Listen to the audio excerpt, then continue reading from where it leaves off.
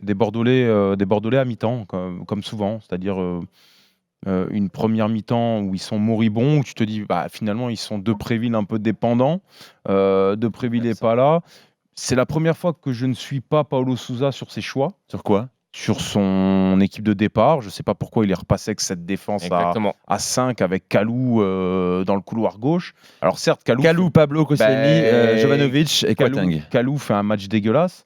Et c'est aussi de sa responsabilité. Mais est-ce que ce garçon est fait pour jouer à ce poste-là? J'en suis pas certain et pas convaincu. Donc tu le mets pas non plus dans les meilleures conditions.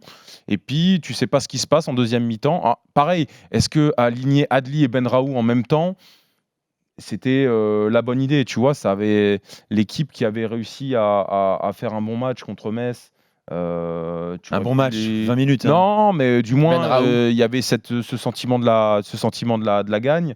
Tu pouvais quand même laisser cette équipe un peu qu'elle essaye de se mettre en place, de bosser dans la continuité. Tu aurais eu la trêve d'octobre pour essayer. Et tu vois, Adli, tu aurais pu le faire rentrer aussi, alors même s'il est décisif ce soir.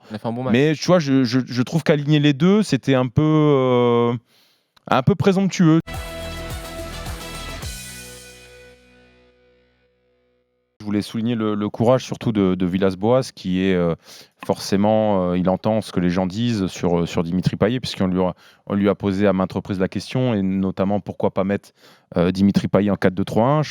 Je trouve que ces garçons dégagent une sérénité et une confiance en lui, en ses choix, qu'il transmet aussi à ses joueurs.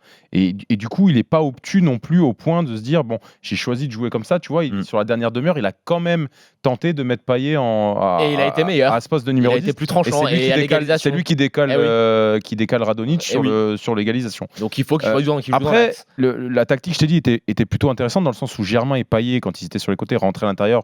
Donc ils venaient monopoliser l'attention de la défense à 3 montpelliéraine. Et donc, ils ouvraient les couloirs à Bounassar et à Sauf que quand tu as la qualité de centre de Bounassar et d'Amavi, eh ben, il peut rien se passer. Et tu parles de Benedetto qui s'est un peu sacrifié au milieu de cette défense à 3.